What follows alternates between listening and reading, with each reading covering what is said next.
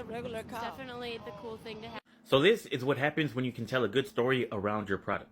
I'm pretty sure we all seen the video where the girl has her car catch on fire and the only thing that survives is that Stanley Cup.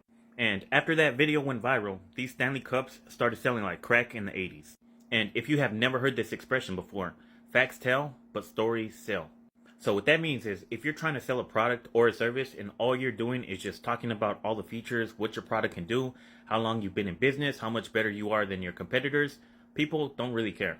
But if you can incorporate a powerful story that's tied to your product or service, people are more likely to buy. People will buy something based on emotion and then they'll justify their purchase using logic. So you have all these people going out and buying Stanley Cups because they want to be part of the cool crowd. And then they'll say something like the reason why they needed to buy that Stanley Cup is because they needed to keep their drinks cold. One of the dumbest reasons I've seen somebody say that they needed a Stanley Cup is so they can drink more water.